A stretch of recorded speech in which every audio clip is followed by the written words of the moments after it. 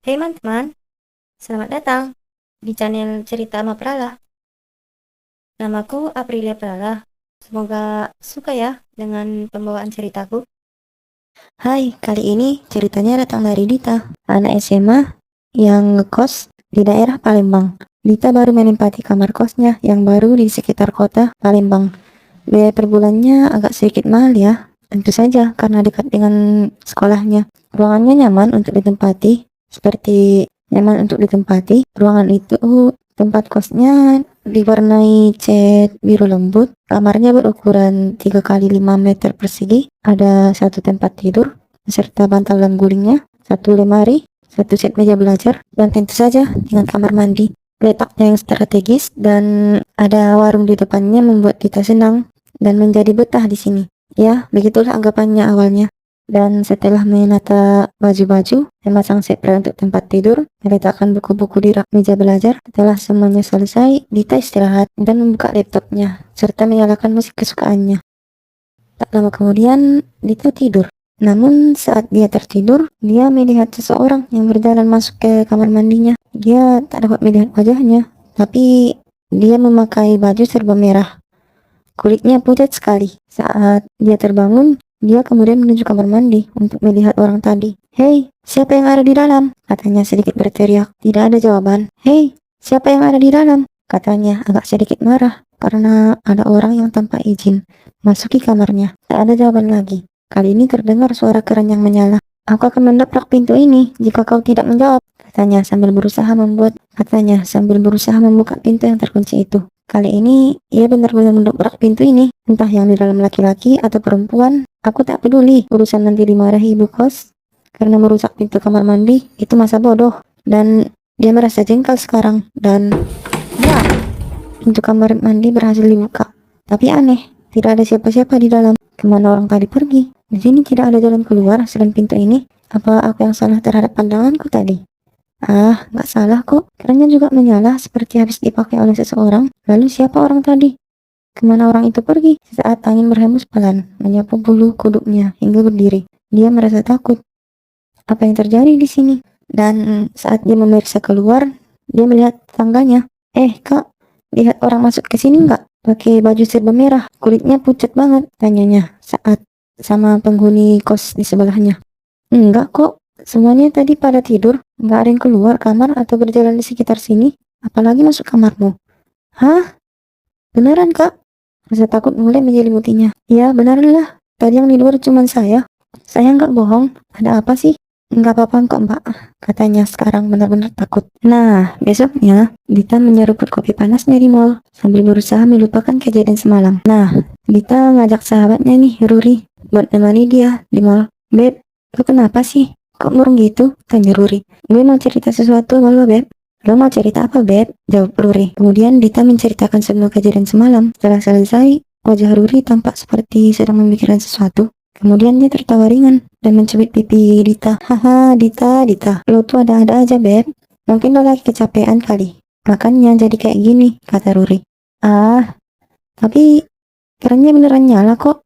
Kayak habis dipakai," jawab Dita, nggak setuju dengan pendapat Ruri. "Udahlah, lo tenang aja, Beb. Masa ada setan?"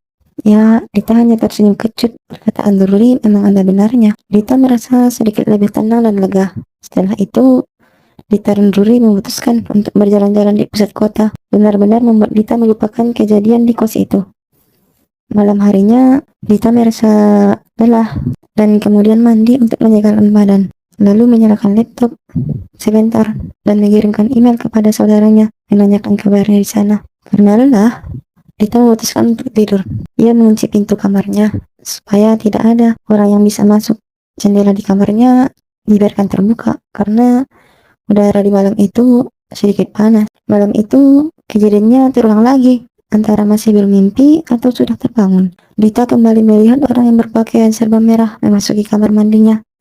Dan bedanya, sekarang orang itu berlumuran darah. Dita teramat sangat takut dan tak berani membuka mata. Jadi dia putuskan untuk memejam sambil berdoa. Dan kali ini wanita itu berdiri di depan jendela dan Dita masih berusaha menutup matanya. Jam sudah menunjukkan pukul 11 malam. Sepi sekali di luar sana. Mungkin penghuni kos yang lainnya sudah tidur. Hawa dingin tiba-tiba menyergap Dita. Hembusan angin dari jendela membuatnya menggigil. Dia pun setelah wanita itu menghilang, dia berani untuk menutup jendela itu dan menarik selimutnya supaya membuatnya hangat. Dia kembali berusaha memejamkan matanya, tapi aneh, dan akhirnya dia tertidur. Namun saat dia tertidur, biar tiba-tiba ada sebuah benda terjatuh. Bunyinya mengaitkan Dita dong. Lalu terdengar bunyi derap kaki, tap, tap, tap. Bunyi itu seperti semakin mendekat ke arah Dita. Tapi Dita tidak bisa melihat siapa itu, karena juga lampunya juga barusan mati. Jantungnya benar-benar berdegup kencang sekali. Keringatnya mengalir deras, dan dia mulai melafalkan doa-doa kemungkinan yang terjadi tidak enak dan yang akan terjadi nanti. Memungkinkan kejadian yang tidak enak dan yang akan terjadi nanti. Lalu perasaannya ada yang menaiki tempat tidurnya, seperti beban berat. Dan Dita hanya bisa diam dan pasrah. Dan saat Dita tertidur, dia melihat seorang wanita sedang menatap kosong ke arahnya. Matanya terlihat seperti putih kosong dan menangis. Dan wanita itu berjalan mendekati ke arahnya. Badannya terasa beku. Dita ingin teriak, tapi tidak ada suara yang dikeluarkan. "Jangan takut," kata wanita itu lembut. "Aku tidak akan menyakitimu. Aku Anita. Aku hanya ingin menyampaikan pesan buatmu. Tolong aku. Aku terperangkap di sini. Bebaskan aku, agar nyawaku bisa tenang di sana. Bakar kalung yang di dekat lemari. Kalung itu bentuk stroberi. Tidak ada orang yang tahu. Sepi, kotor. Tolong aku. Aku mohon." Sosok itu tiba-tiba perlahan menghilang. Dan yang sekarang terlihat hanya gelap. Dan Dita begitu shock. Nah, pagi harinya, Dita berniat menanyakan hal tersebut kepada ibu kos. Dita sudah tidak tahan lagi terhadap semua ini. Ketakutannya tidak dapat disembunyikan. Atau jika perlu, Dita akan pindah kos sekarang juga. Jauh dari kesan yang menyeramkan. Dita juga bertanya-tanya, dari mana orang yang berpakaian serba merah kemarin masuk. Pintu kan sudah dikunci, masa lewat jendela? Jelas tidak mungkin, karena tidak akan cukup jika dilewati orang. Atau jangan-jangan dia itu bukan orang. Ketakutannya semakin bertambah. Dan dia tahu jika itu adalah sosok hantu. Dan Dita bergegas menuju tempat ibu kos berada. Sampainya di sana, Dita disambut ramah oleh ibu kos. "Ada apa, Dit? Kamu bayar? Ada apa, Dit? Kamu mau bayar kos?" kata ibu kos sedikit bercanda. "Bu, saya mau menceritakan sesuatu," kata Dita serius. "Cerita apa? Jika tentang hal-hal bodoh, ibu tidak ada waktu. Kau lihat kan, ibu lagi sibuk." "Tapi aku minta waktu sebentar, Bu. Ini akan sangat membantuku," kata Dita. "Baiklah, apa yang ingin kau ceritakan?" Dan saat Dita menceritakan semua kejadian yang menyeramkan dan mimpi yang dialaminya semalam, raut wajah ibu kos berubah. Rautnya menunjukkan keseriusan. Tidak seperti dugaan Dita yang akan tertawa. "Mungkin yang kamu lihat adalah Anita," ujar ibu kos. "Siapa itu Anita?" Ibu kos menghembuskan napas panjang. 8 tahun yang lalu, Anita mati di kos-kosan ini. Diduga dia bunuh diri karena depresi, karena ditinggal kekasihnya yang meninggal. Dia anak yang cantik. Dia melukai dirinya dengan pisau. Dia mengalami pendarahan hebat, hingga dia kemudian ditemukan mati mengenaskan di kamar mandi. Hingga sampai sekarang, orang yang menempati kamar itu selalu diperlihatkan sosok Anita yang sedang berjalan di kamar mandi. Hingga belum 2 hari menempati kamar kos itu, orang yang menempati sudah angkat kaki dari kamar itu. Tidak heran, pernah juga ada orang yang perlihatkan sosok Anita yang berlumuran darah dan menyeramkan. Setelah ibu kos selesai bercerita, Dita benar-benar kaget dan shock. Dita berjanji akan pindah kos-kosan besok paginya, dan sudah tidak tahan. Kemudian Dita memikirkan kejadian yang semalam. Wanita yang dia lihat dalam mimpinya semalam adalah Anita. Wanita itu membicarakan tentang nyawanya yang terperangkap di dunia nyata. Dia ingin Dita membebaskannya, dan dia juga membicarakan tentang kalung. Dia menyuruhnya untuk mencari kalung, kemudian membakarnya. Dita bertanya-tanya, ada apa dengan kalung itu? Kenapa dia ingin membakarnya? Untuk membuat nyawanya bebas? Ah, aku tidak peduli.